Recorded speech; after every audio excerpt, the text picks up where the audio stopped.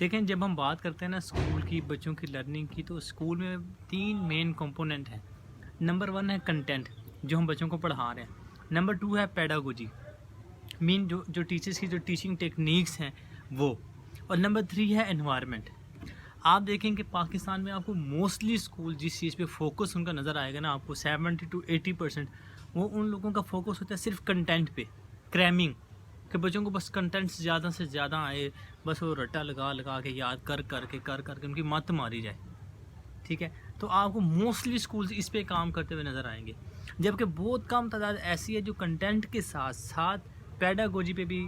Focus ان کا ہوتا ہے، وہ ٹیچنگ ٹیکنیکس پہ بھی کام کرتے ہیں، ٹیچرس کو ٹریننگ کرواتے ہیں، اور کانشیسلی ان چیزوں کے لیے بہت ولنگنیس آپ کو ان لوگوں میں نظر آئے گی، لیکن ایسی تعداد آپ کو پاکستان میں بہت کم اسکولوں کی ملے گی۔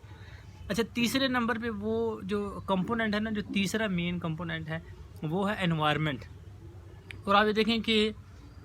جتنے لوگ جس چیز پہ جتنے زیادہ لوگوں کا فوکس ہے نا، اس کی اہمیت اتنی کم ہے، اور جن چیزوں پہ لوگوں کا فوکس، جس کمپوننٹ پہ لوگوں کا فوکس سب سے کم ہے نا، اس کی اہمیت سب سے زیادہ ہے۔ یہ میں آپ کو بات کر رہا ہوں صرف ارلی ایجز کے حوالے سے۔ جیسے بچوں کا لیول بڑا ہوگا، پرائمری ہے، تو ان میں چیزیں ظاہری بات ہے ٹائم ٹو ٹائم چینج ہو جاتی ہیں، لیکن میں آپ کو بات کر رہا ہوں ارلی لیولز کے، جو ارلی ایجز ہیں بچوں کی لرننگ کی، اس حوالے سے۔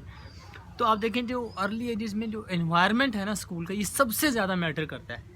ٹیچنگ ٹیکنیک سے بھی زیادہ اور کنٹینٹ سے بھی زیادہ،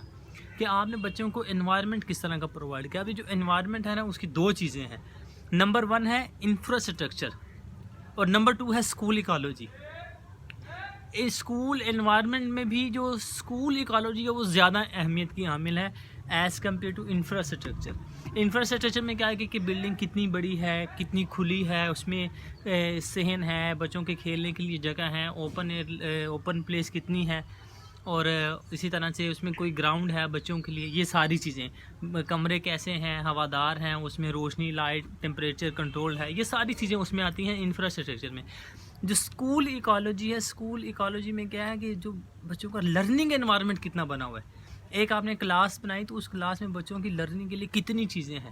جیسے مثال کے طور پہ میرے اسکول میں کیا ہے، وہ ساری کی ساری لیبس بنی ہوئی ہیں، لینگویج لیب ہے، ارتھمیٹک لیب ہے، سوشل سائنسز لیب ہے، کوگنیٹیو لیب ہے، کریٹیوٹی لیب ہے۔